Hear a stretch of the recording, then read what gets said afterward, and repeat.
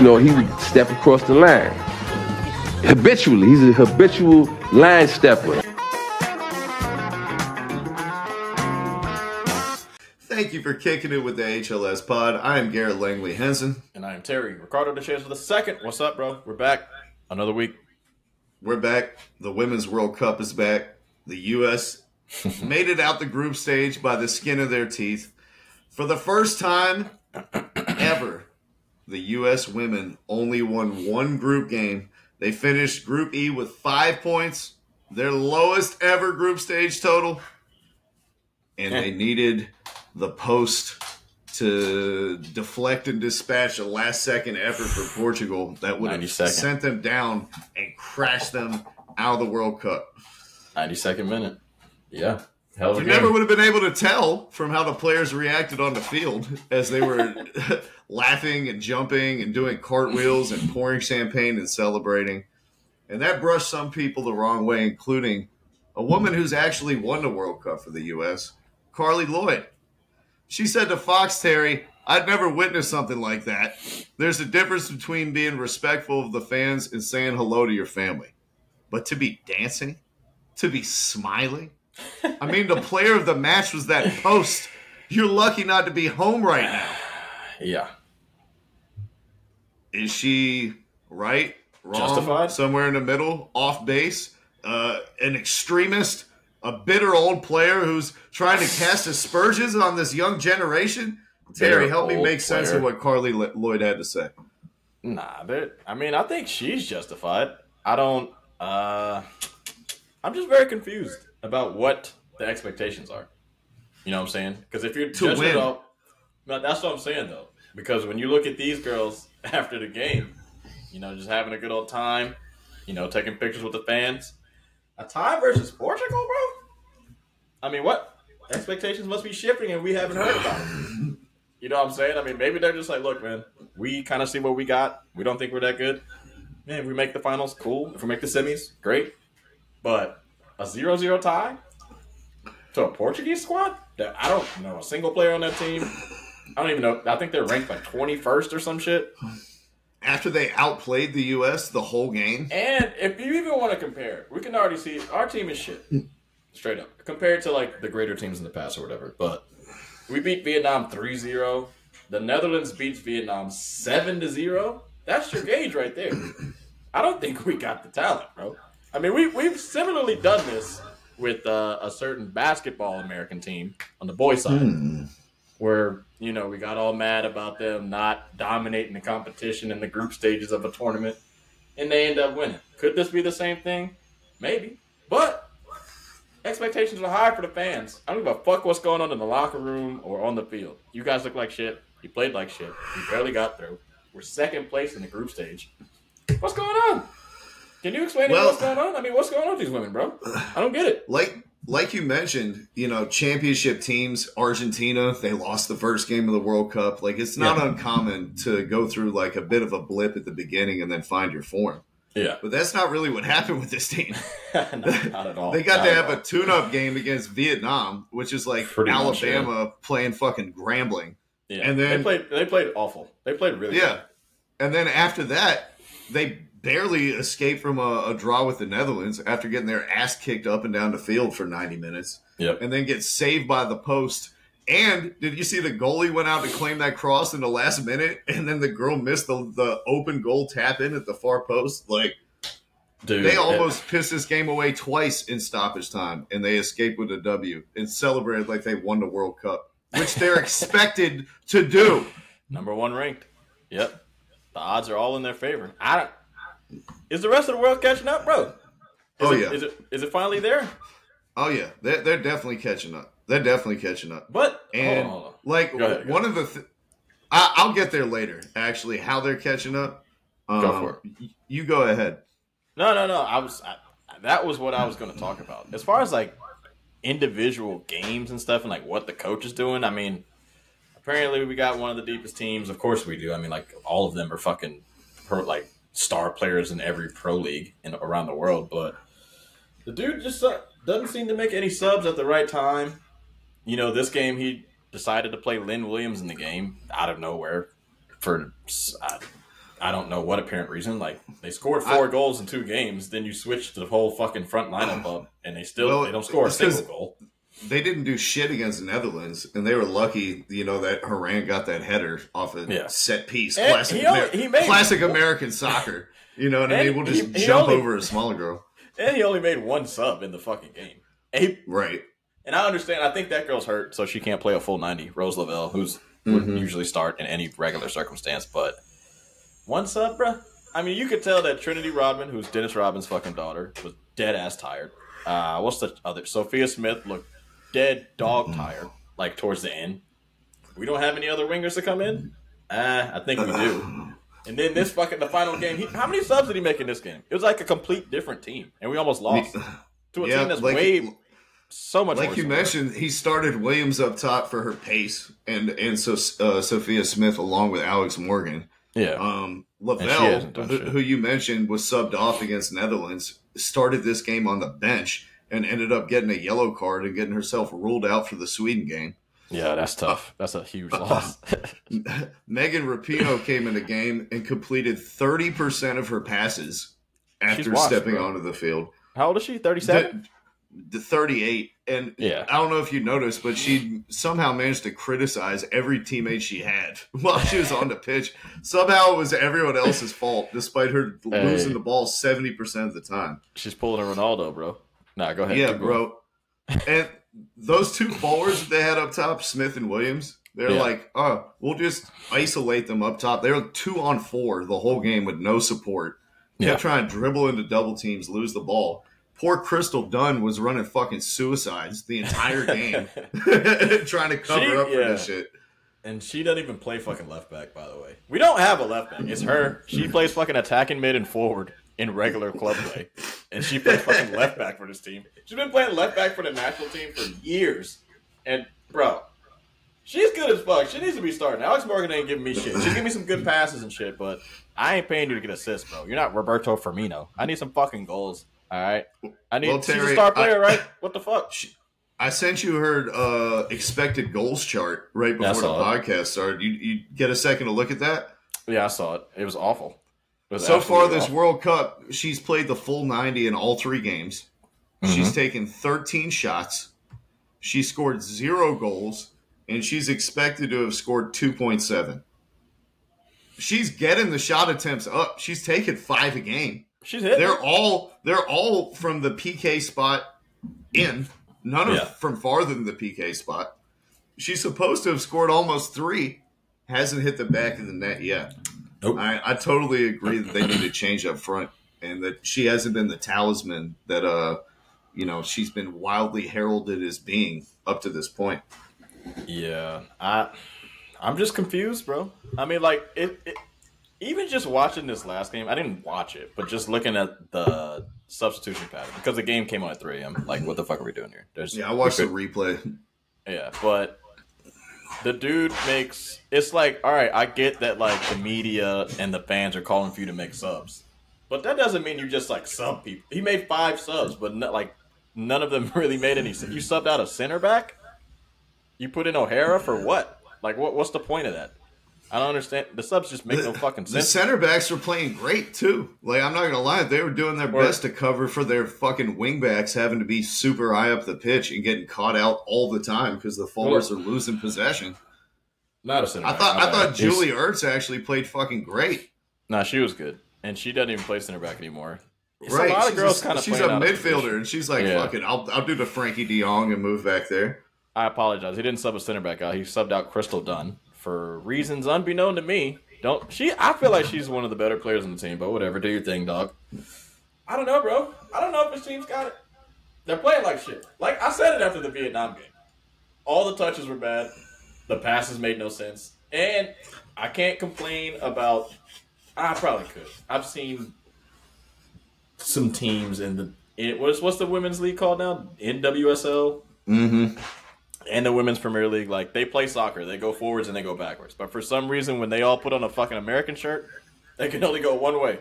Forwards. They never pass the ball backwards. That shit, like, never happens. I don't understand how they play, bro. It just makes no sense to me. They have no other identity instead of just, like, kicking it and just going forward. And just, it's just dumb. It's very direct. It's super duper direct. And then they you got talent. Play. Their players also, like, their athletic phenomenons are not winning their, like, one-on-one matchups the same way that we used to in the past. Like, the midfield in that Portugal game got ran off the fucking pitch, man. Like, they got completely played off the pitch. Was it worse than the Netherlands game? Because they were no, destroyed in that game. It was worth. Netherlands were, like, harassing them physically and beating them up and, stymieing their ability to create space. But Portuguese, they were tiki-taking them right through them like a fucking butter knife. So it was the same thing. Yeah, that one girl, Norton, she just walked her way through the whole game. Like, she just fucking dominated the entire midfield space herself for Portugal. And then they're like, oh, we're going to put Rose Lavelle in, one of the veterans. She's going to bring some stability to this team. She's going to wrestle control the midfield back. No, she's an offensive player. She doesn't play any defense. Yeah, no, she's going to, like, run around like a chicken with her head cut off, like, consistently break the pressing patterns, ignore pressing triggers, and then go in for a 2-footed challenge that's going to rule her out for the game against Sweden. Man. And Sweden's the number 2 ranked team in the world, bro. Yeah, who just beat... They just beat Italy 5-0 in the group stage, and they beat us in the Olympics. Yep, the last Olympics. We won the last World Cup, but motherfuckers don't want to talk about that Olympics because, the men's Olympics is different. They do, what, U19 or U23 or something like that? I can't remember exactly what it is. U23, and you can only have 3 players older than 23 on the roster. But the women's is the full roster of every single pro that's available, and Sweden kicked our ass. I think, what was it, 3-0, if I'm not mistaken? Yep. That's kind of crazy. So good luck. That's all I can say. I mean, of course I'm going to be rooting for him, but... If you had to just... I know it's a combination of things, right? It's never just one reason why they've fallen off. Yeah. But if you had to pick one reason, Terry, why is this team not performing at the same levels compared to the past? And why are they not dominating? When it used to be like when we played teams like Vietnam, we put 14 up on them. You know what I mean? Yeah. Those days are over. Why do you think that is? I don't know. I don't necessarily know if the days are over. Like, they still have dominated people during the qualifying, period. But I think it's the arrogance and the cockiness. It's catching up to them, bro. I really do think it is because, and also, bro, I just feel like they're not as, like, coming into a World Cup, I would feel like I would know almost every single girl on the team. I know a decent amount of them, but I feel like I'm not familiar with their stories as I used to be. It's kind of like a generation change, like a changing of the guard, from all those old players that won titles to the next crop that's expected to take the mantle forward. It is a lot of inexperience, I can say that, but I just think they feel like they've already won without even, like, playing the games. Like, that's how it kind of feels. Carly Lloyd said the same thing after that last game. They're like, they're taking things for granted. They're showing up just expecting to have a W. They're not pushing themselves in training. Like, she said everything that you said. One of the greatest women's players ever. Shit, if she's at the training in Washington, then that makes sense. And especially, like, you don't want to criticize after the game things super hard. But, I mean, what else can you do? If they're fucking after a 0-0 tie, coming in second place in the group, and you're, after the game, we already talked about this, but, like, taking pictures with the stands and celebrating and shit, it's like, that arrogance is starting to creep up on them, bro. And I don't know. I don't know if some of these other girls deserve the arrogance. That's probably what I should say. Like, right. They haven't earned it yet. They haven't won the titles. They haven't dominated internationally. It's just you're wearing the kit of the last group to do it. Because I'm trying to think of, like, who was actually on the World Cup team that won the last one. Like, who's on the team now that won the World Cup during the last cycle? Like Morgan, Ertz. Dunn, Morgan, Hertz, Lavelle. Fox, maybe. Yep. Maybe Rapinoe. She's old as shit. It just seems like some of the key players aren't in the same form. And now we got to rely on these new joints, and they not getting it done. That Vietnam game, really, I knew it. I knew after the Vietnam game, I was like, bro, they look bad. And then they tied the Netherlands. I was like, we might lose. It's just too easy to walk up on us, like right in the middle of the fucking park. It's easy as shit. I think I couldn't agree more in terms of like the loss of intensity and the mentality of expecting that you're just going to go out there and roll the ball out and you'll be able to out talent and out athleticism other teams.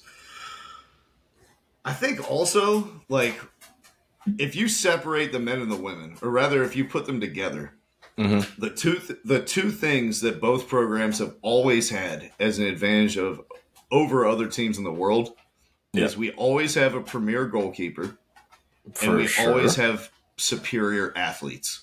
And this World Cup, I have not seen that for the U.S. I agree.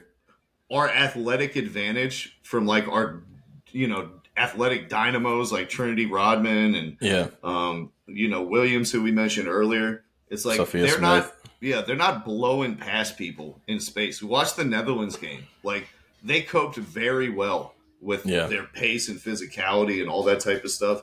Gone are the days where you can bridge outside back at midfield. You know what I mean? And take that shit all the way to the goal. Yeah. And if you don't believe it from me, take it from some of the other managers in this World Cup. The Dutch manager, he said the intensity in European football has really grown the last couple of years, as well as the fitness. In the past, the American women were a lot fitter than the rest of the world, but I think those days are over. If you look at the Champions League nowadays, you'll see the same level of intensity. Denmark's manager echoed those comments. He said, when you see the Euros last year, the high-intensity running, the sprinting, the one-on-one, the duels is getting tougher. You also see the teams are getting more even. Even those not ranked so high, they're also very good now, which means it's going to be more physical. The tempo is getting higher. It's been an immense development in that part of the game. You can see that in the England versus Haiti game. Haiti was ranked like 60 in the world. They almost won. Yeah. They have athletes. They counterattack. They press them. Like, gone are the days of us rolling out the 10 best, the 10 fastest players on the field, the 10 fittest, the 10 most powerful, and having this built-in advantage every time we step out there. The playing field is being leveled, and that's kind of taken away our most premier attribute. That at least it has been historically. We're not stronger anymore. We're not faster anymore, and we're not fitter anymore. So now we have to be better. Yeah, it's time to get the skills up. Time to get your skills back. Like you're right. You're 100% right. I think we're both right in a way. Everybody's right. We need to get better, not just try to out athletic everyone, because the world is kind of catching up to that. So I don't know what's going to happen. Terry, how do we get more athletic at this point? We can't get more athletic. Like they have. Not if you ask Megan Rapinoe. Terry, she might be onto something for this one. Go ahead. She tweeted out a couple months ago, today politicians in D.C. are claiming to protect women's sports by pushing a trans and intersex sports ban. Oh, God. Call your congressional rep today to say women's sports need protection from unequal pay, sexual abuse, and lack of resources, not from trans kids. Well, Canada is showing us the way. Former Duke player Rebecca Quinn, now known as Quinn, just became the first trans player to ever play in a World Cup game. Could Serginia Dest be the answer for the U.S. women's national team? I don't know, brother. I don't know. Maybe. I mean, if the players are advocating for it, this is the captain of the team saying that we should get some trans players in here. Yeah, I mean, that's one way to increase our advantage of speed and power. That's low-hanging fruit. Go for it. Go for it, low-hanging fruit until you take the hormones, that is. Yep. Then they're high-hanging. Then they're gone. They're just vines. No more grapevines. Nah, look. Listen. We got an heirloom back line. I don't know, man. That's hilarious, though. That is pretty fucking funny. Yeah, they just gotta get better, bro. They just gotta get better. They suck. Like, you don't think that the door's been cracked now? Now that we have trans women playing in the World Cup, you don't think 12 years from now we might get Trinity Rodman's brother? You know what I mean? We're gonna start cheating? Magic Johnson's son? That's what I was just thinking. If we had just if we had just got him to convert and made him a goalie, you know what I mean? Yeah. He could have been the goalie. Shout out to Johnson. That motherfucker is a big dude. But hey, bro, look, I'm cool with that. But here's the thing you gotta understand about that. Just to be serious, even though that's fucking hilarious. When you do like take a bunch of hormones and shit, and you kind of go from a man to a woman. Take it from what's the dude? Fucking Bruce Jenner, right? Was it what's his name now? Fuck, I'm blanking on the name. Caitlyn Jenner, right? My man lost all his testosterone, bro. Like, and you can say even though it's a man's body, that should still be like way more elite and more athletic. Once you start taking all them hormones, that shit is done. Wait a minute. Is it because he took all those hormones, or is it because he's 75? I mean, if you just look at him from before he was taking the hormones, he was still kind of jacked until now. Like that, I think his transition started, and I don't even know if he still has a dick or not. But his transition started like years ago. He's got no more muscle definition. He is old as fuck. You're right, but I don't know, start man. Taking hormones, bro. That shit is done. He just moved the weight around. He used to have fat biceps. Now he's got fat buns. He's got thick, sinewy horse haunches. He's going on tour with the fucking city girls. Long back. That boy's got a long back. Girl, sorry. I don't want to be rude. That girl's got a long back. That shit is flat. Anyways, besides the point. This shit's done. And then hey, bro. Once the actual soccer powerhouses start to put money towards the women, we're fucking cooked, brother. Straight up. We'll be cooked. Or once Vietnam converts their men's team over. they look like they were preparing for a transition this World Cup with some of those haircuts we saw.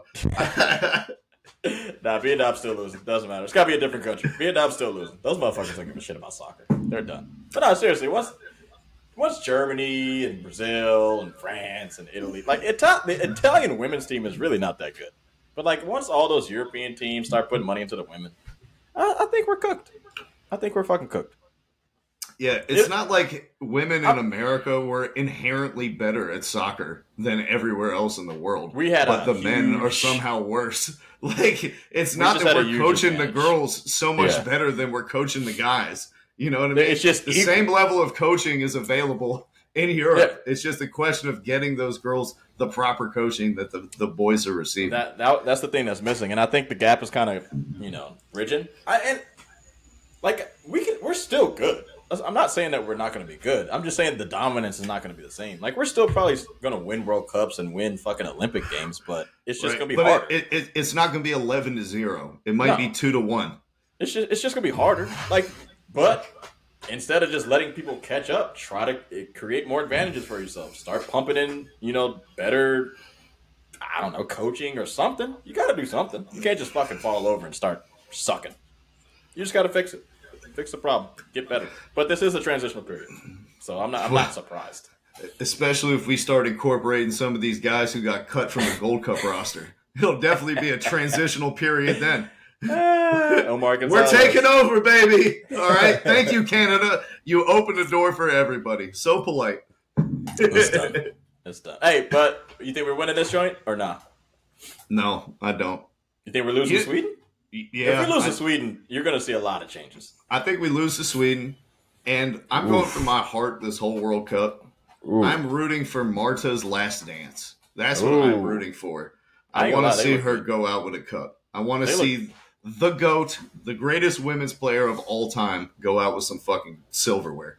That's what I want to see. They look good. She's not the greatest women's player of all time, bro. Calm down. Marta isn't the greatest women's player of all time? Who's better? Nah, she's good. Mia Hamm, dog. Fuck. Ahead of her time.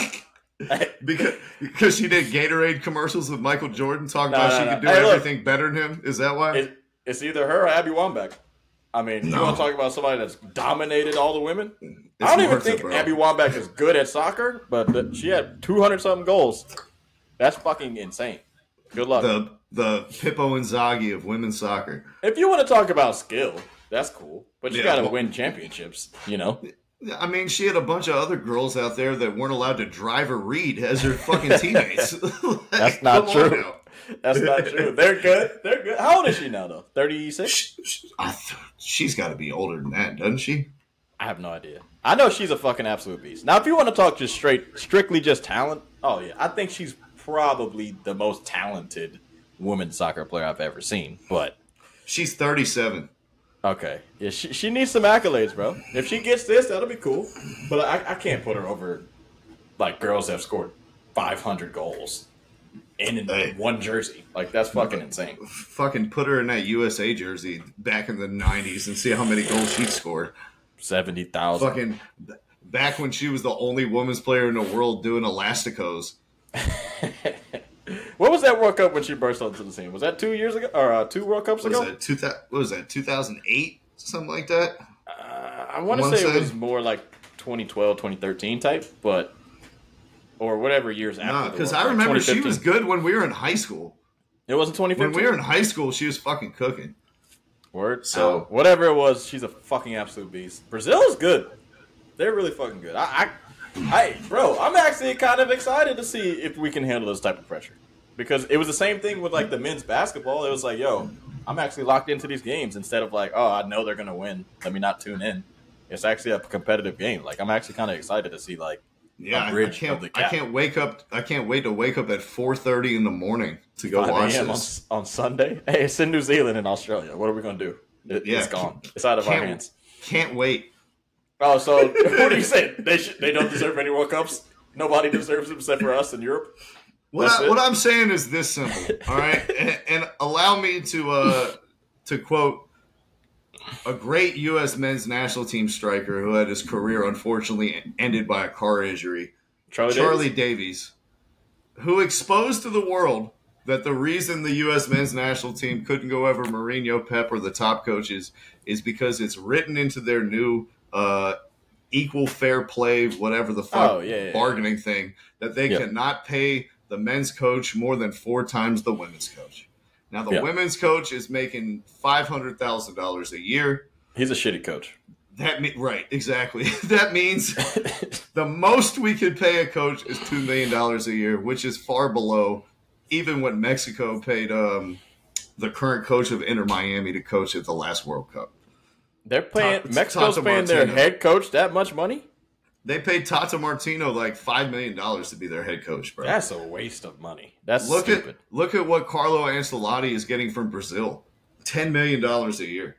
Like, that's crazy. Roberto Martinez at Belgium, $10 million a year. That's top so managers, they go for top money. That's so congratulations, women's national idiotic. Team. Congratulations. You hamstringed our ability to compete at our highest level so that you could squeak through the group stage and lose to Sweden.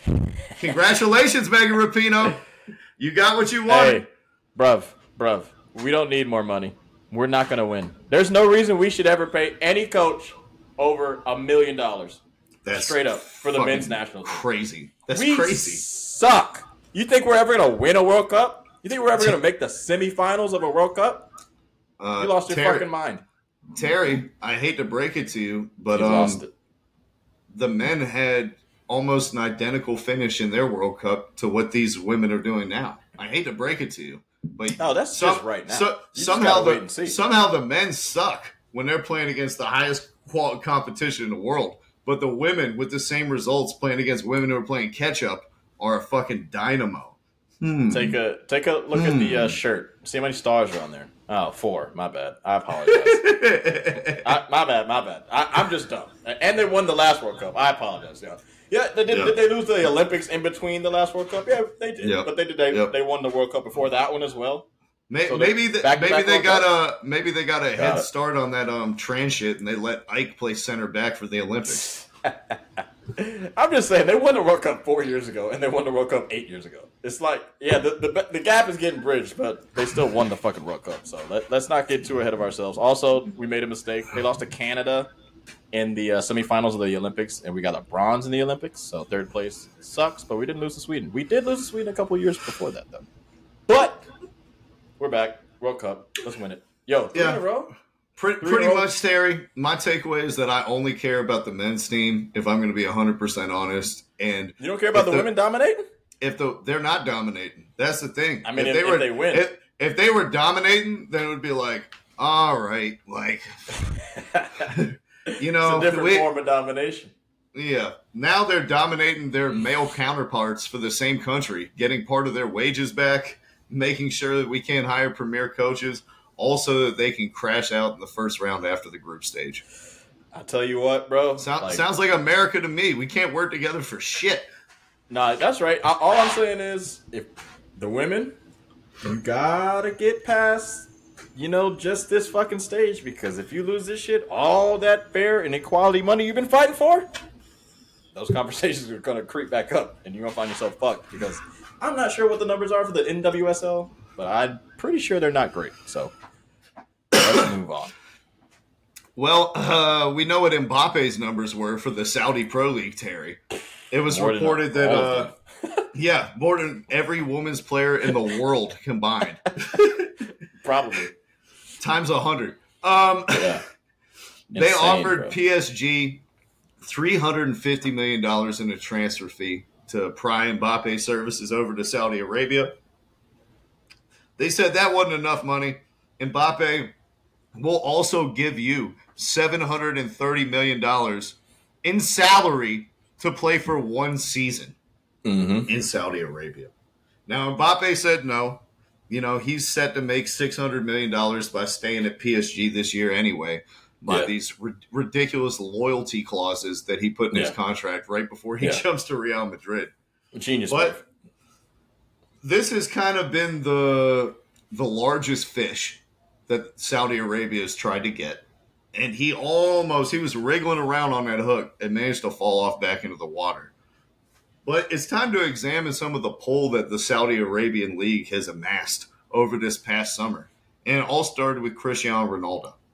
Since Ronaldo moved to the Saudi League, we've seen Karim Benzema move, N'Golo Kante move, Ruben Neves move, Kalidou Koulibaly move, Edouard Mendy move, Steven Gerrard moving as a coach, Brozovic moving, Roberto Firmino, Milinkovic-Savic, Malcolm, Jordan Henderson, the captain of Liverpool, Riyad Mahrez, and Alan St. Maximin, and Fabinho, excuse me. So I just named like 20 world-class players off the top of my head that jumped ship this summer to go play in a league that has no history, cannot compete in the Champions League. Don't even know where to watch it on TV. Don't know where to watch it on TV. And the only thing they have to offer is money. Yep. So my question for you, Terry, is how scared should Champions League clubs be of this? And what impact is this going to have on soccer in the next 5 to 10 years? Oh, man. Something's got to be done, because I'm actually terrified. To answer the question, I'm fucking terrified. Because they can ruin this shit. Just in a similar way in how golf was getting ruined. But the golf was even at a more accelerated rate, because they took, I want to say, 20 of the top 50 players in golf.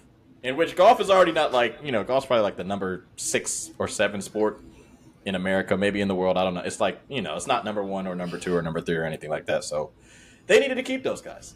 They pretty much ruined it, and they had to combine the Live Tour, which is Saudi's money, and PGA together so they could keep the players. Now, for soccer, they took 20 of, I would say, the top 150 guys. It's getting kind of scary, man, because if Mbappe would have gone, I mean, if you lose the best player in the world, that's it.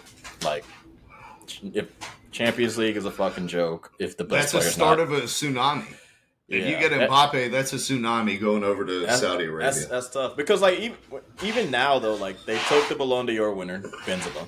They took the second-place guy from, a couple of years ago, Mane. They got the Champions League winner of this year. We lost our starting right wing to Saudi Arabia. He's fucking gone. It's getting too... And Cristiano Ronaldo. You know what I mean? Who's no slouch either. Ronaldo's the biggest fish, even though he's a lot older. I mean, Ronaldo and Messi are, they're pretty, not over the hill, but there's other guys that I would say are better consistently over, multiple games than those two. But and they're not done yet. Apparently, they're in talks right now with Pogba. They're in talks right now with Buffon. They're in talks right now with Bernardo Silva and Ziyech. And I got no they're problem in with talks LeBron. right now with Neymar. Go. I don't know, man. How scared are you? I'm fucking terrified. This shit it sucks. I don't like seeing these dudes go somewhere I can't even watch them. It's similar to when dudes are going to China. You remember when we spent all our time like belly aching about how the Super League is going to ruin European soccer? Mm-hmm. The Super League is here. They just called it something different. Oh, yep. They just called it something different, man. They got all the capital. They're going to start poaching all the top players.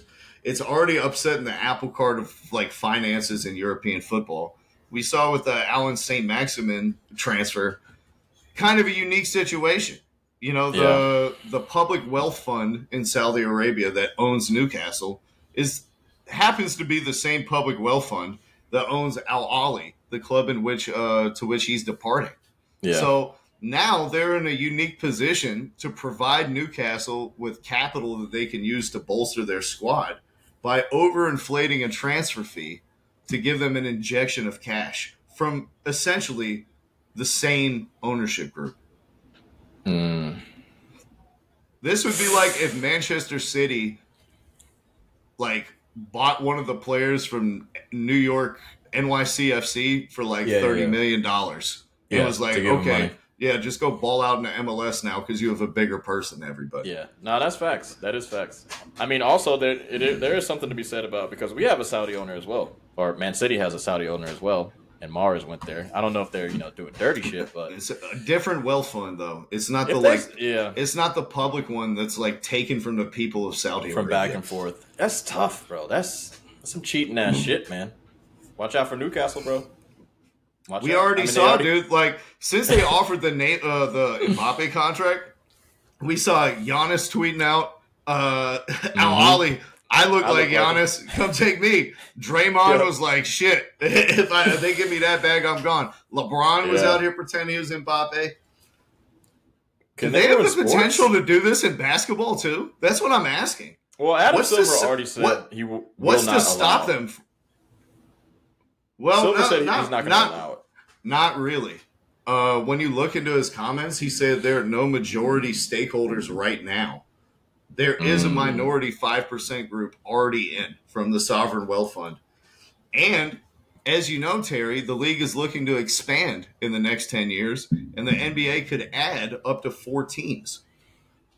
But are you okay with like a Saudi owner for an NBA team or a Saudi basketball league actually taking dudes away from the NBA? Well, that's what I'm thinking. I think the first step is to get the Saudi owner. The next step is to create the sister league and start poaching players. I don't know. And man. I don't understand what's to stop them from doing it. Like nothing. If they decided that they want to pay LeBron, Anthony Davis, Luka, Giannis, Jokic, Jason Tatum, and Devin Booker $100 million a season each. Yeah, they're gone. They're gone.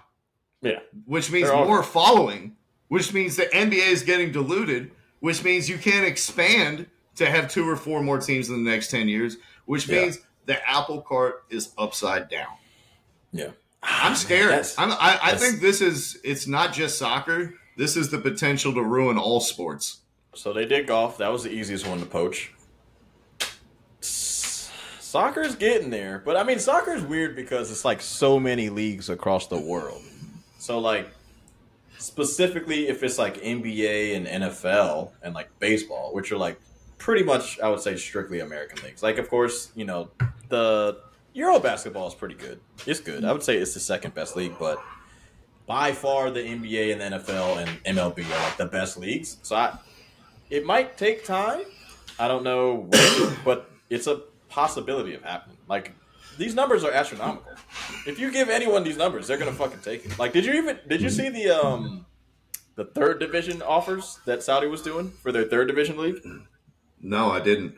So for soccer, they were offering for their third division league, they'll give you a car, they'll give you a house, and they'll give you $4,000 a month to play in their third division league in Saudi Arabia. And 6 concubines. But like for like shitty ass trash players that don't make any money playing over here, like in the USL or like in Am I going to play for the Charleston Battery, or am I going to go play in the fucking Saudi Arabia third league? And they give you shit. I mean, money buys a lot of shit, and it's definitely going to buy people. You want sanctions? You want FIFA to step in? You want UEFA to come in here and do some stuff? What do you want?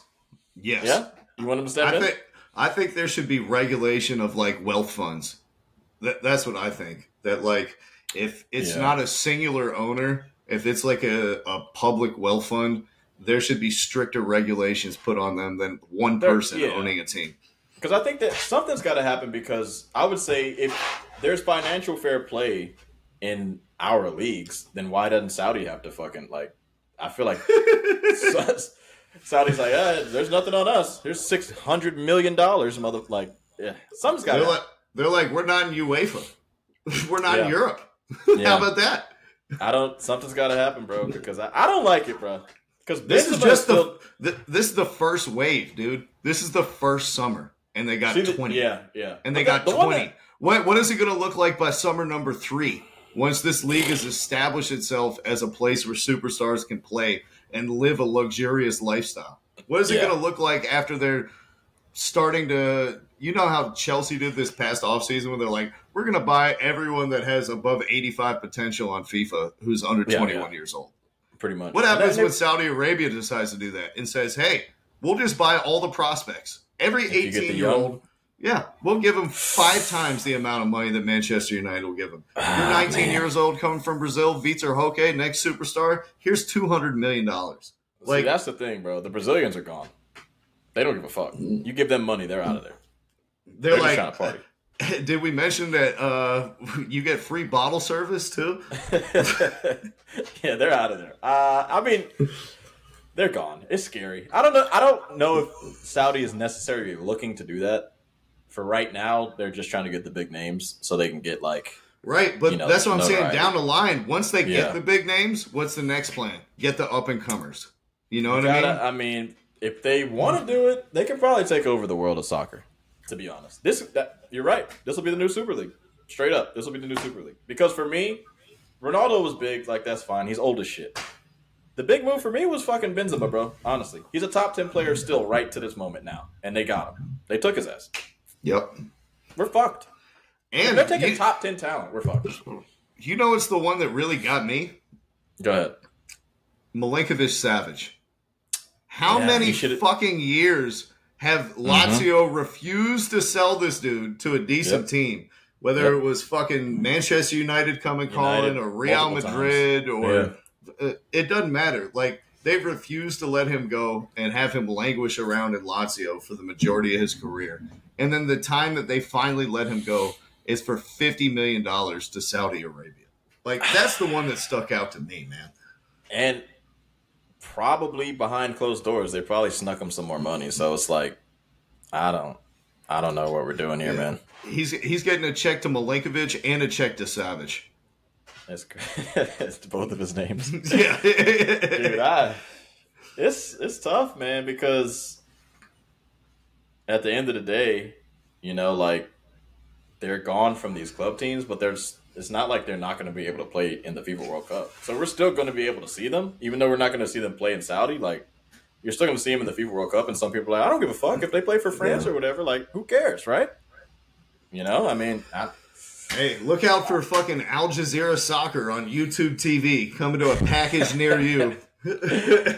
Hey, bro, plus, you got to think, too, FIFA, the video game, that shit's done. So now it's going to be, EAFC 2024 soccer or whatever the fuck. Saudi League's in there.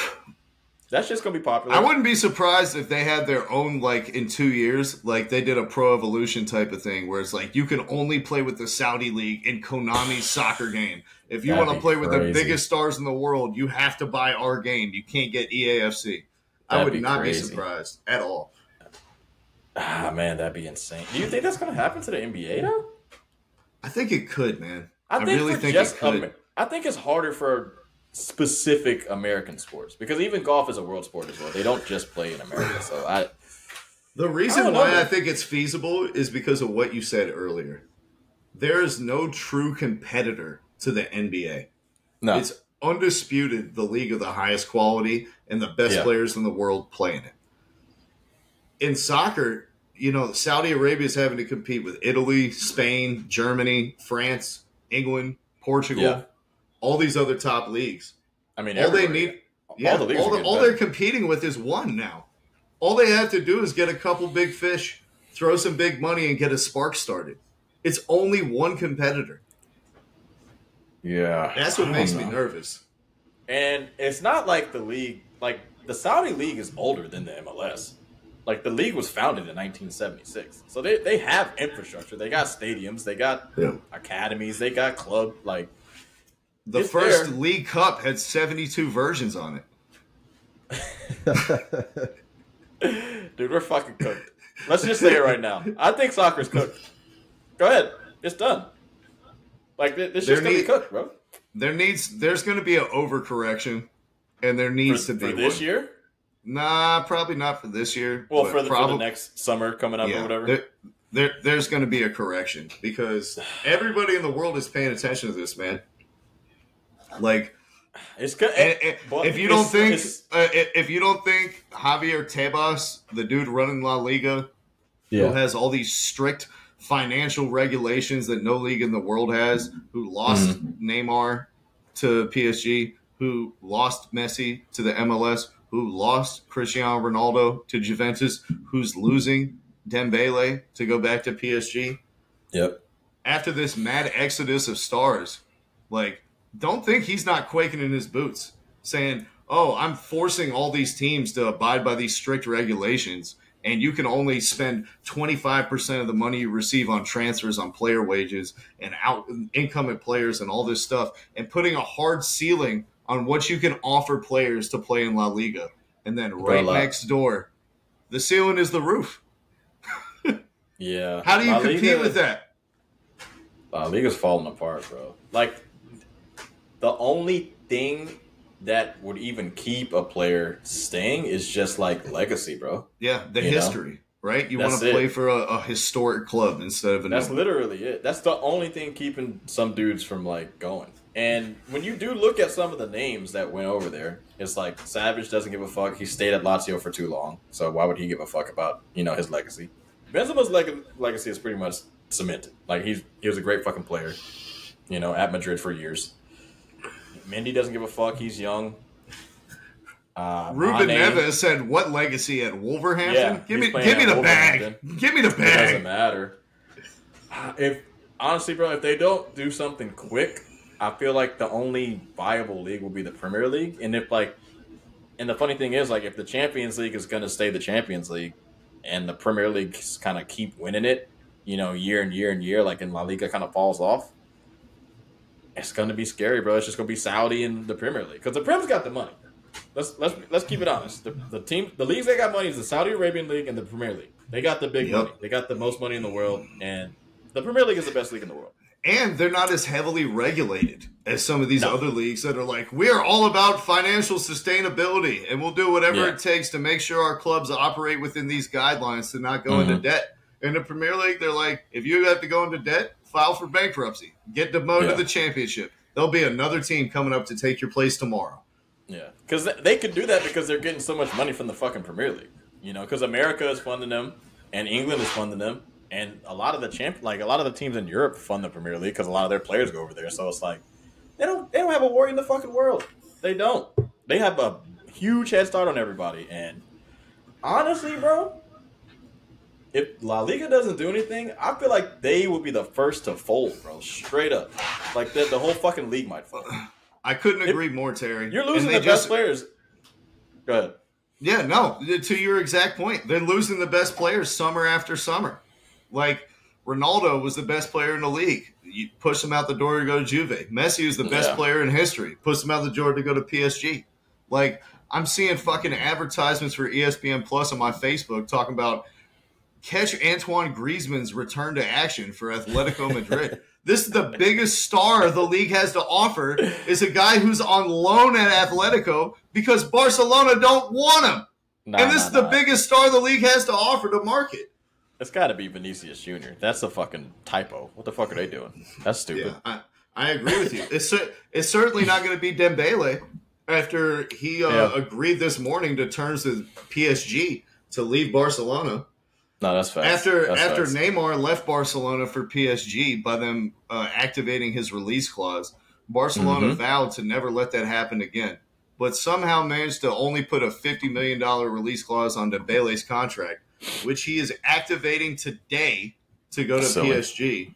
So the player that Barcelona spent $110 million on in transfer fees, over $400 million, or no, excuse me, $200 million in wages over the last 4 or 5 years, is now walking out the door for $25 million. Because remember, Terry, in La Liga, you can only spend half of what you sell.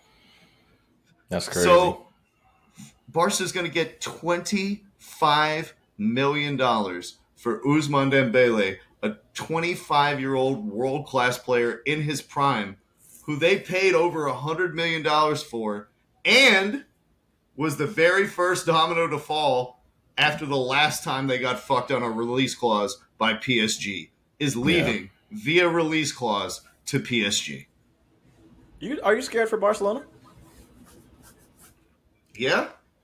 I mean, $1.5 billion in debt. They invested all this money over the last cycle. They didn't make their situation any better. They're going to spend the next 2 years not playing in their actual stadium, playing in fucking Espanyol's training ground in front of like 12,000 people. They're going to lose hundreds of millions of dollars in ticket revenue while they're investing $500 million into revamping the stadium. Dude. I'm concerned. Y'all are fucked, bro. Because, oh my God, man. You lost Dembele. So, basically, I mean, your team is still pretty good. You got Lewandowski, Gavi. You got Gundogan on a free transfer. You know, good thing you got that motherfucker. Pedri, Fati, Rafinha, Frankie de Jong, Ter Stegen. You got anybody else that's good? You got Fernan Torres. He's okay. Araujo.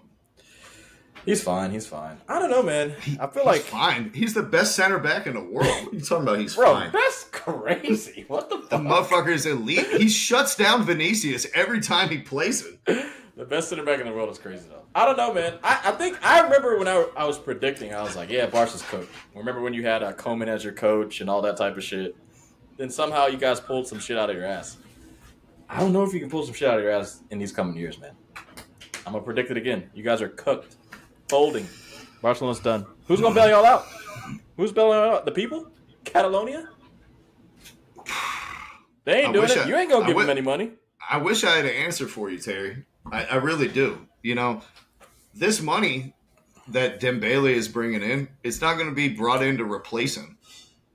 No. We're going to replace him with a 21-year-old fucking Moroccan dude who was on loan at RC Celta last year. You know what I mean? Are you guys going to turn into, like, Dortmund? Like, are you just going to be a team that has great young talent and then you just sell them for, like, $100 million? You know, for the next couple of years? Only if you're not Catalonian. If you're from any other part of Spain, we'll sell you when you're 18 for a profit. But if you're from our youth system, you got to stick around. But man, good luck. Yeah, for Barcelona, man, another piece of terrible business. Taking a $500 million loss on a player who you got. I mean, he was like the crown jewel from the Neymar thing the last time he got fucked in the butt. Yeah. And then, like, when he's healthy, he's a fucking monster. But unfortunately, he just wasn't healthy for y'all. I don't really know what else you can do, bro. Like, who the fuck is going to take him for $200 million? Nobody in the world would have done that. Yeah, but 25? But 25? Like, I mean, you can't even buy him in FIFA for less than $100 million. I get it, man, but if he's just going to, you know, like you were saying earlier before we started. You know how much we spent to get Ferran Torres? What was it, 80 or 50? Fucking $60 million. 60? That's tough. Dembele, we're going to get less than half of that for Dembele. Yeah, but, you know, like I was saying. Bad business. Like I was saying, though, before we started the pod, you were telling me bro doesn't take his fucking physical therapy serious. He fucks around in training. If you get hurt, you got to go 100% in the PT to get back on the field. If he fucks that around, you're going to get hurt again. That's genuinely what's been happening to him every single year with the Barcelona jersey. Yeah. I mean, he's just one of those dudes that's like, once he gets hurt, he's fucked. Is he going to be like Hazard towards the end of his career? I hope not, man. I hope he can stay healthy. I hope he does well at serious, PSG.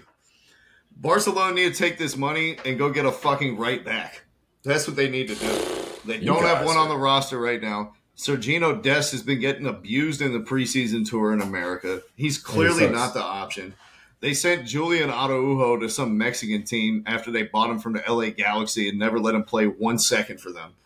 They sold him or loaned him? Yeah, they loaned him. That's Sergi stupid. Roberto needs to never play defense ever again. Don't talk about him. He's done. He's done. Like, you guys, they need a right back bad. And Yeah. there's one guy who's kind of hanging out there. Who? João Cancelo? No, he's coming back. Ding, ding, ding, ding, ding. No. João Cancelo. He's playing with us in the preseason. He's happy. Yeah, you're just trying to get his money up. You're selling him. He's no place in the team. Because what? Kyle Walker's better than him? No, because they changed their system. So you don't need an inverted wingback who can't play defense anymore. Now he wants to play with actual defenders. That's a tough loss. We've been playing forward and back in the preseason, though. Yeah, but it's like with 4 center backs.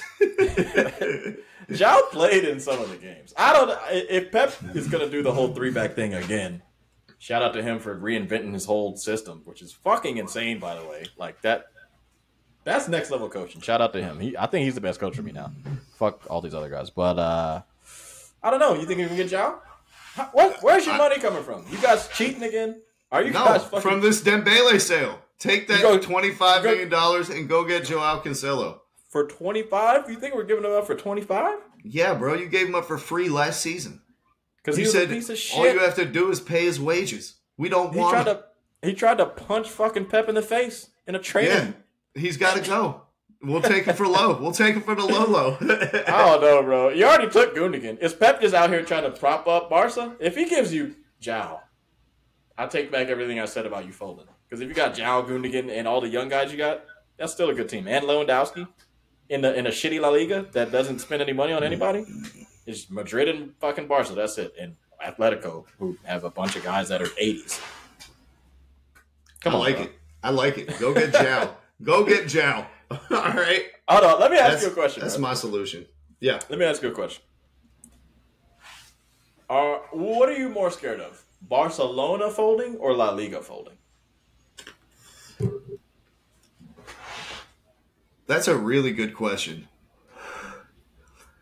I think the bigger problem is probably the league as a whole and the exodus of top talent from it and how it's becoming actually a very stodgy, unexciting product. Much like you're kind of looking soccer. like the French league. Yeah. It's like there's not a lot of excitement. There's not a lot of individual brilliance. There's a lot of homogeny in how all the teams want to play. And you know as a consumer what you're going to get before the opening whistle starts. And it's going to be short passing, field tilt, you know what I mean? Counter pressing. Nobody playing direct except Real Madrid. I think they have a bigger problem with how the quality of the league has diminished in the last 5 years. The amount of top players who are leaving the league, and then the diminished level of watchability for a casual fan. I think all of those will, Barcelona, they're going to continue to pump out 17 and 18-year-olds from the youth academy who are going to be world-class players. Both Barca and Madrid. Yeah. They're going to be okay. Even if they have to sell Ansu Fati, they have to sell Dembele, they have to sell Ter Stegen, they have to sell Frankie de Jong. Even if they have to sell all 4 of those guys and get $300 million, they'll be okay. Your history is going to prop you up. You just you can't be the worst business in the world. That's all. That's the only thing. You just can't be the worst running business ever. You got to be a bit more pragmatic too, because whether or not they believe it, there is a stain that is left by humiliating performances, like the one that we saw Germany against Brazil, like the 8-2 that we saw against Bayern Munich. Those damage your brand internationally among other players and among fans. Yeah. And as much as I love the Barcelona way that you're always going to pass out of tight windows and you're never going to relinquish the ball and you're going to try to get it back as soon as you lose it and all that other type of stuff. Mm-hmm. You can't do that when you don't have the horses to do it. Like in that Bayern Munich 8-2, we're running out Serginho Dest and Sergio Roberto on the same side, expecting to play the same way against Bayern Munich. Yeah. Or no, it was Semedo, and he just got demolished. And well, so this it's was like what, 2 years ago or a year? 3 years ago, I think, under Koeman. 3 years ago. And so it's like you have to learn how to be a bit more pragmatic with diminished resources. And it's bad for La Liga as a whole when you go out there and get demolished by a top team from another from another league. Because y'all won the league last year, though, right? Yeah. Yep. But still, the stink of that 8-2, it's still sitting on us, man. Oh, you think so? Huh? Yeah, I do. And since that moment, like, we haven't really had a blowout victory in Europe. Like, against the top teams, we've lost almost every single time. Yeah. And that's kind of been, like, the turning point. So, for Barcelona, it's like you're going to be able to survive if you have to sell some of these stars off and replace them with kids. But you can't keep the expectations where they were with Pep's Barca, when we had Messi and Eto'o and Henry and Xavi and Iniesta and Busquets and Puyol and Piqué and Dani Alves. Like, you cannot expect them with a bunch of 18-year-olds and selling off all their best players that they're going to walk right in and be able to dominate Bayern Munich and make Jerome Boateng fall on the ground and retie his shoelaces in the 6-yard box. No, for sure. You have to adjust your game model. You'll have to be more pragmatic. Sometimes you may have to play like a smaller team against these giants like Man City or Bayern Munich. No, that's okay. And that's what they need to do, because they keep going out there and playing like, oh, we'll line up our best 11 against your best 11, and we'll find a way through our artistry and our movement and our evacuation of space to create high-quality chances. That doesn't work when you're outmanned and outgunned.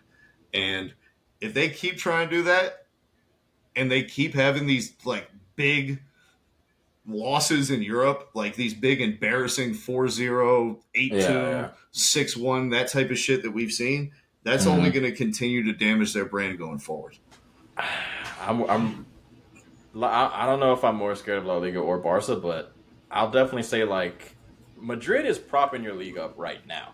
I'll definitely say, even though they didn't win the league last year, they were way better in the Champions League because that's a way bigger brand. The Champions League is a way bigger brand. La Liga is ESPN Plus. Like, a lot of people don't have that. I just canceled my ESPN Plus last year because I wasn't watching any of the fucking games. I'm not watching La Liga. Like, I'm way more likely to watch, like, Wolves versus Newcastle than I am to watch, like, Osasuna against Recreativo. Yeah. Like, I probably will never watch that. The only thing I'll say is, like, you haven't won the Champions League since 2015, and I don't think you don't have a chance to win next year and probably the year after that. Like, slim to none. If we don't get it right back, we don't. You think if you think your team is that good, I don't think you guys have a chance to win Champions League next year. Well, like, here's the thing, dude. We lost to Inter Milan in a game that was decided. Dembele missed a fucking one-on-one, and Ferran Torres missed an open goal. Yep. We make those two chances, we beat Inter Milan, who won the group, who went all the way to the final of the Champions League. So it's like those two wide-open chances that we couldn't convert changed the narrative of our entire season. So, in the words of Phil Jackson, things turn on a trifle, and all you need is a little bit of positive momentum to get things going in the right direction. I think you need a star player. I'm a Xavi believer. I think Xavi is one of the 5 best managers in the world already. Yeah, no, he definitely is. You need the horses, though, man. You need some guys. Yeah. And Vitor Roque is coming in January. They're saying that might be the most exciting thing about everything. This would be the most Barcelona shit ever. That the money that they get for Dembele, they put towards bringing Vitor Roque in 2 months earlier, instead of just waiting for him to come to January and never buying a right back. Yeah, I don't know. So, hey, you're saying there's a chance to win a Champions League?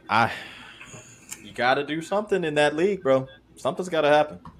If you don't come close to winning it in these next few years, that brand is going to start going down and down and down, bro. Because Madrid's got like 5 in the last 10 years. Yep. You got to get one, man. I couldn't agree more. Couldn't agree more, bro. Otherwise, we're going to see that lure across the pond of all those Saudi Arabian reels glittering under the sun. They start to become a little bit more brilliant when you have not competed to win a Champions League in a couple of years. 2015, that's 7 years. Wait, 8 years. I'm tripping. It'll be 8 this year if you don't win, or 9. 2024, that's going to be 9 years since you won the Champions League. That's kind of wild, bro. I'm not gonna lie. For Barcelona, not getting dumped out in the group stages of the Europa League would be an improvement. 2 years in a row by Frankfurt and Manchester United. Hold on, wait. When did that happen? A couple of years ago? No, the last 2 years in a row, we lost in the Europa League to Frankfurt 2 years ago, and then to Manchester United this past season. In the Europa League. Wait, why were y'all in the Europa? You came in like second and third. Oh, because did you get dumped out of Champions League? We lost out of the group stages. There we go. In the Champions League, and they dumped y'all to Europa, and you lost that too? Yup. 2 years in a row. Didn't even make the quarterfinals, Terry. We're in the round of 16 when we got dumped out. That's crazy. But then you made the Champions League this year. And you're gonna make it again next year. So hopefully we can make it out of the group stage and not have to go to the Europa League. Good luck, man. Anything else? Jonathan Taylor? Speaking of people trying to make it out, Jonathan Taylor, who a lot of people consider the best running back in the NFL, he's up there. Just filed a formal trade request with the Indianapolis Colts. Football. The owner of the Indianapolis Colts, Jim Irsay, made a statement to the media addressing the trade request, saying, "If I die tonight and Jonathan Taylor is out of the league, no one is going to miss him. The league goes on." Such an aggressive statement. Yeah. Break down these comments for me. Is this out of bounds? Is this fair? What's going on with Jim Irsay? Way out of bounds. But we know Jim is on that shit, though. He be on that shit sometimes. And by that shit, I mean drugs, allegedly. Oh. Anyways. Line him up, Jim. Allegedly. But, I don't know. I think this is a bigger issue. Because we keep devaluing running backs. And it's not like it's unjustified or unwarranted, because I feel like the passing is becoming way more of a thing. Like, how many times are we going to fucking watch a game and someone's just going to, on the first play of the game, just fucking run it and gain 2 yards or lose a yard? Like, that shit's going to start to change. Yeah, it's going to start to change, bro. So, I think the trade request on his end makes sense, but what's his value, dog?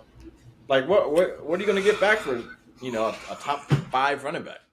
I have no idea, dude. I really, and I don't even understand the whole, like, we're devaluing them. That means that they have, like, intrinsic value that we're trying to suppress. So you're saying they don't have any value? No. The Chiefs just won a Super Bowl with a rookie 7th-round pick starting at running back. They don't really run at all. Like, go back through the years. Go back through the years. How many Super Bowl winning teams had a top 3 running back? Yeah, no, that you want to pay like that. We talked about that. But yeah. So and then the other thing is, they're like, the numbers that you're seeing in the media about how, like, running backs average years in the league, their average salary, all that shit. Those are fake numbers. All right? Those numbers take into account every running back drafted into the NFL who never sees a roster. Every running back that gets a signing bonus but doesn't get a salary. Yeah. That factors in all those players.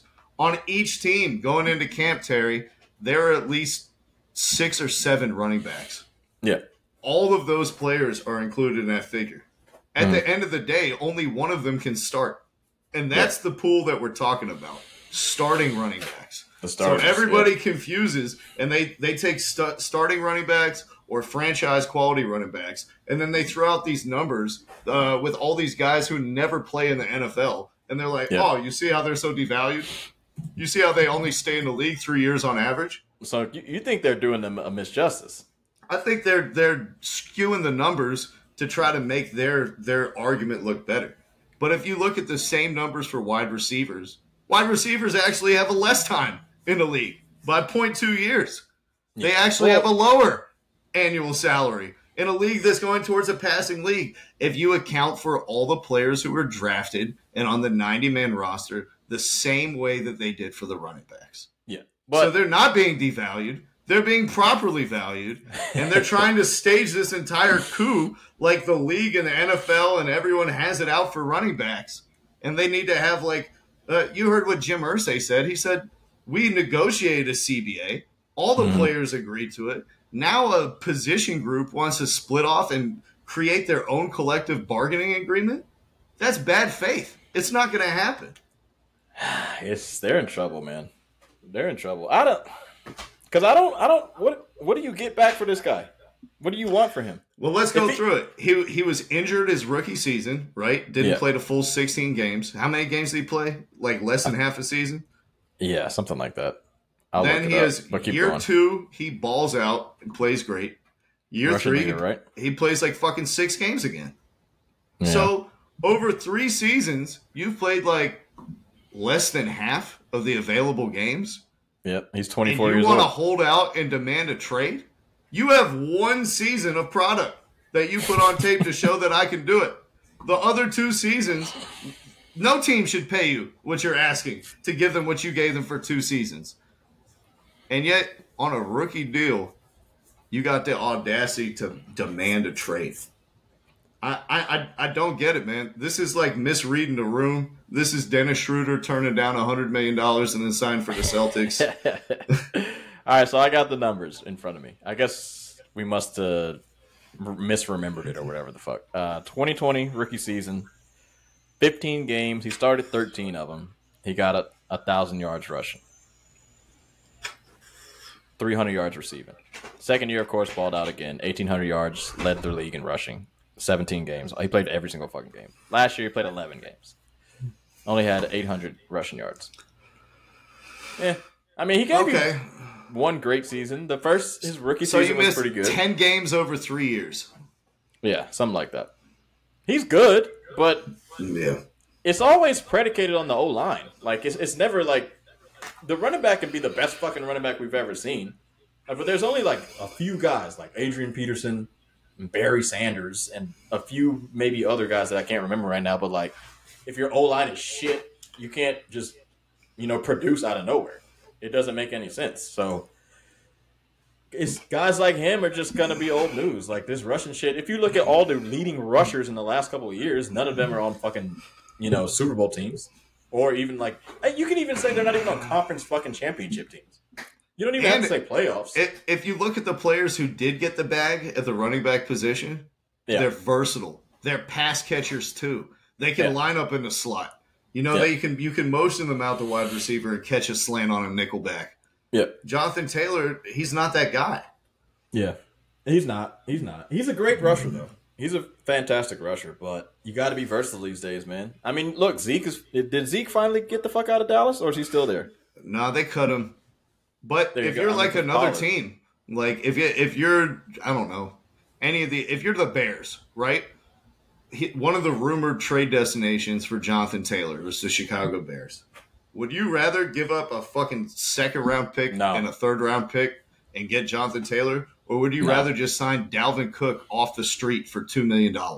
Yeah, you're gonna you don't need this motherfucker. Like, I don't even want Derrick Henry on the fucking team. What the fuck is he gonna do for Justin Fields? Not a goddamn thing, but except for like not make him throw the ball. You'd be like, hey, you got Derrick Henry, why the fuck are you throwing it? You're just gonna make your quarterback suck. You can't win like that. Like what the Chiefs did, what the Bucs did with Brady. Eagles are kind of an anomaly because Jalen Hurts can run. It's like you save up your running backs, you do it by committee, and then you figure out who your guy is, and then in the playoffs you use that guy, but you throw a lot more than you run. Like Leonard Fournette, they weren't fucking rushing him when they won that Super Bowl that year. They weren't just using him to run every single fucking play like in the regular season. They let him rest up, and they started him like in the last couple of games, and then he had momentum into the playoffs, healthy. You can't just run a motherfucker all season and expect him to be fresh for the playoffs and produce. That shit just not happening anymore, bro. Like I couldn't agree more. And to your point about the Eagles, like they got to the Super Bowl. They had a running back on a rookie deal. Yep, Miles who Sanders. is not a first-round pick, Miles Sanders. Yeah. As soon as he gets available to be extended and bring back for more money, they said, see you later, go to the Carolina Panthers. We'll spend less than that amount of money to bring in DeAndre Swift, and Rashad Penny. And Swift is a really good player. Yeah. So now their running back room, I think most people would agree, is better than it was when they went to the Super Bowl. And they did it by saying no to their best running back and getting other guys off the street. Because, I mean, look at the good teams, bro. Like, who was good last year? Bengals were good. Joe Mixon, not a great rusher at all. Chiefs, of course, did it by committee. The Eagles, Miles Sanders, he got a decent amount of rush yards, but Jalen Hurts also got, 500 yards rushing or some shit like that. The Bills are horrible at rushing the fucking ball. They're a good fucking team. The Packers didn't really run like that. They had 2 running backs. They both fucking sucked. Yeah. I mean, which is why their season was trash. They paid 2 running backs, and neither one of them could produce.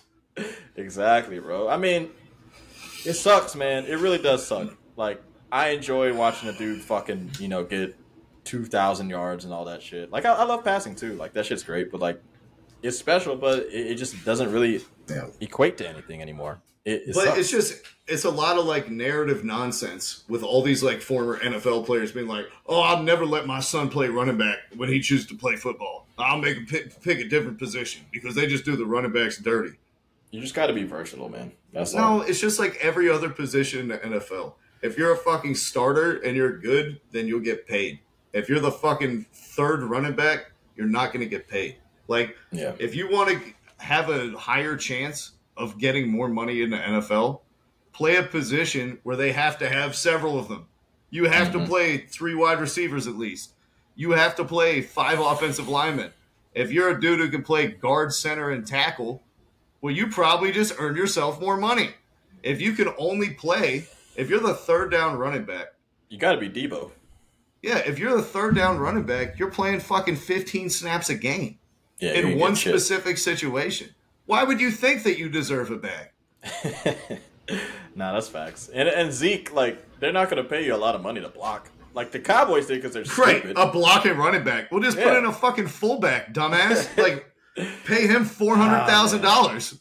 I feel bad for the boys, man, but you got to learn how to catch passes, guys. You're going to have to start switching it up, man, because it's not looking too good for these rushers. I got nothing else to say about it. Jonathan Taylor, hopefully you go somewhere where you can be used, but I don't know what to say. It's done. Do you think if he died today, the league would move on? Oh, do you want to? We're at hour 17. Do you want to talk Mark Jackson gone and all the ESPN firings? I feel like we talked about it slightly. Yeah, I had it initially on my rundown, then I deleted it. I think we should get into it, man. I mean, this is a guy who's provided us with some of the best quotables ever watching an NBA game. Beast, bro. From hand down, man down, to uh-oh, mama, there go that man again, to naming every single color on the Pride captain's armband. With all due respect. With all due respect. Right. To spouting, 15-year-old opinions in the modern NBA. He's been a treasure to watch. He's highly entertaining. I enjoyed his time as a commentator for ESPN. I wish him nothing but best. Yeah, him and Jeff Van Gundy, too. Shit. That was a fucking fantastic booth. I liked it. Now, Jeff, that was a goddamn travesty. All right? I'll stand on my soapbox for Jeff Van Gundy. He's a good analyst. That man was the best analyst on ESPN for any sport. The best live commentator for any sport. They made a good team. They're like, hey, Ryan Ruocco, I'm sure you can replace him with Doris Burke. Maybe. It's going to be interesting watching these games now. I mean, of course, you get used to it, but it's going to be a little weird. You'll probably lose 3% of people just because they'll be like, what the fuck? Or just mute it. You could just mute it. It's weird, man. It's going to be weird not hearing Mark Jackson talk. I mean, I know, it changes all the time, but that's a strange one. He's going to be a coach then? I don't know. Yeah, I don't know what the fuck ESPN is doing, bro. They let go of a lot of good talent. And if they get Shannon Sharp and McAfee, that'll cover up pretty much everything. And every single person they fired, that'll probably cover it up. But just doing it for McAfee doesn't make If sense they to get me. Shannon Sharp and McAfee, they're not going to have any room left for analysis or news or reporting. Every show is just going to be going for 4 hours debating nonsense. Yeah, maybe, but they got a lot of shows though. But nobody can compete with them though. Fox can't. Fox tried. They can't. They even had like a SportsCenter type show with 2 funny motherfuckers, even though they're both Canadian. They're both hilarious. They got rid of that shit quick. Gary Payton used to work for Fox. He was funny. They had some good shows. They kind of just said fuck it. And now ESPN can just do whatever the fuck they want now because no one is competing with them. And I don't freaking crazy, man. Do you even watch their TV shows anymore? I don't even watch like ESPN's TV shows anymore. I don't watch First Take anymore. I don't. And of course, I don't watch First Take. I don't watch anything. The only thing I watch ESPN for now is live sports. That's it.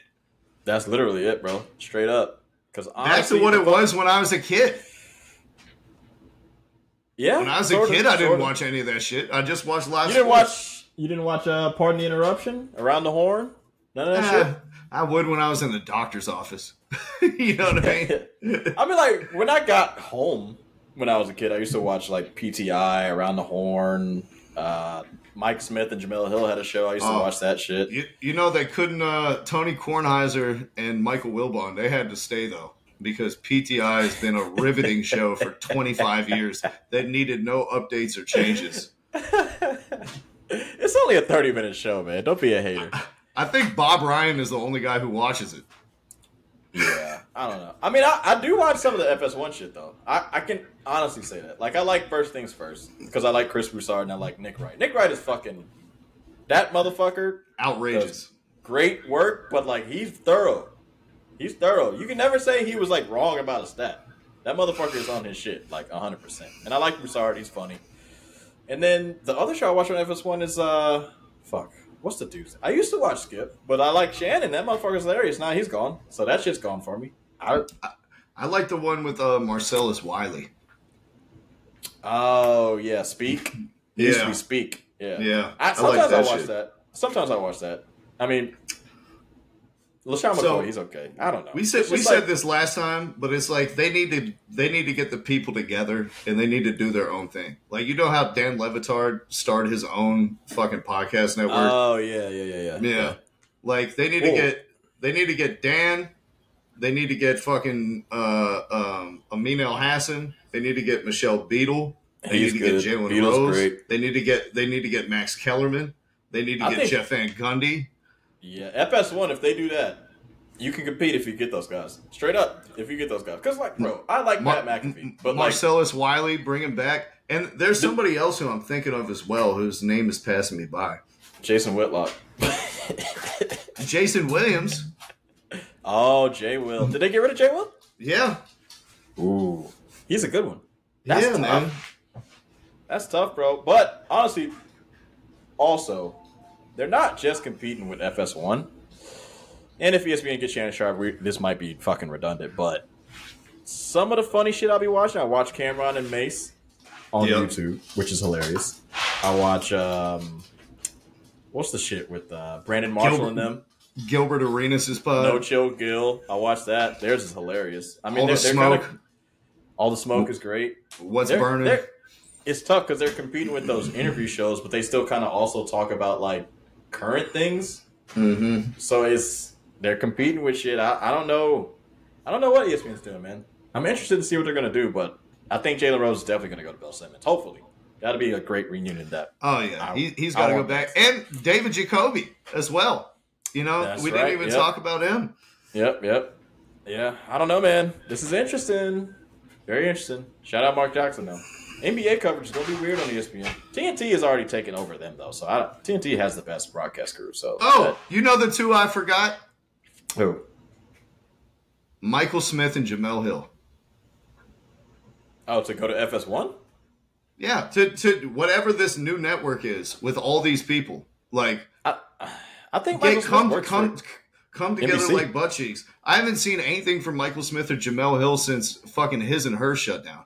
Jamel Hill, I think, is independent, but I think Michael Smith works for NBC. And he has a show with another dude named I can't remember that guy's name, but their show is called like Two Brothers or some shit. Get all these motherfuckers together, man. Michelle Beadle, Jamel Hill, Michael Smith, fucking Jason Williams, Marcellus Wiley, Max Kellerman, Jeff Van Gundy. Bring them together, man. Like, Bill make Simmons. your own thing. Upset the apple cart. Do a Bull Simmons and make a ringer. Make a Grantland. I'll tune in, bro. I promise you I'll tune in. I think Bill needs to get on TV, bro. If he gets his shit together with all the money he's making from Spotify and like the ringer and everything, if he can get himself a TV program, I think we're there. I don't know if he wants to get back on the TV and do that shit, but yeah, what station is going to give him a platform to speak for 35 minutes in a row without taking a commercial break?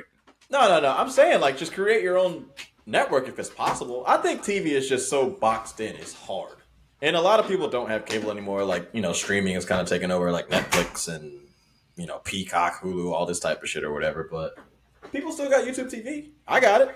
My parents still got cable. There's still a shitload of people that are 55 and older, and they're staying alive longer. So you still have to have TV programs. Like, that shit's never going to go away. So I think if Bill can grab those people, start a TV network, bro, I'm telling you, bro.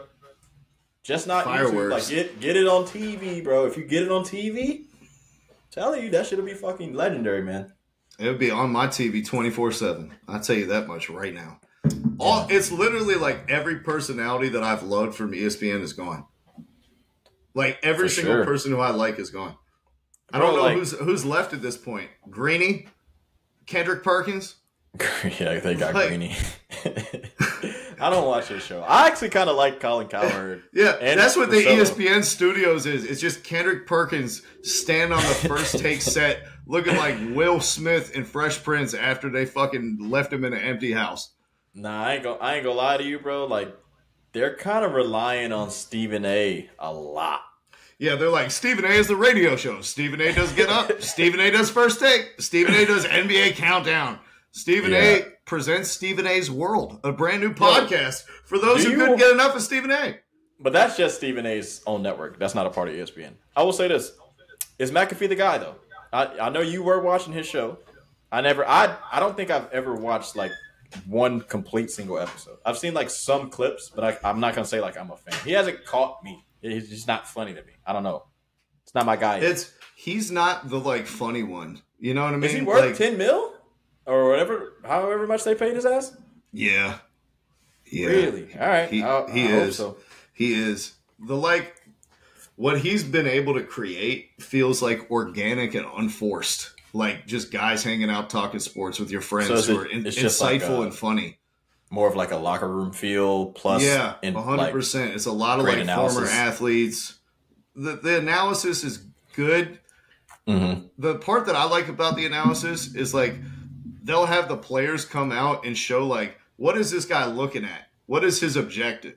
How is he trying to achieve it? What's his hand placement? Like all the little minutia that you're not going to get on ESPN, they break that stuff down. Now, like macro level stuff, like, where the whole league is going and that type of stuff, they're not so great on. But in terms of putting out like an entertaining and informative product from a viewpoint that we don't get to see every day, I think they have a unique lane. I think he's worth the money. All right, good luck, ESPN. I hope you know what the fuck you're doing. Because, man, they lost a lot of people, bro. I know we talked about like that before, but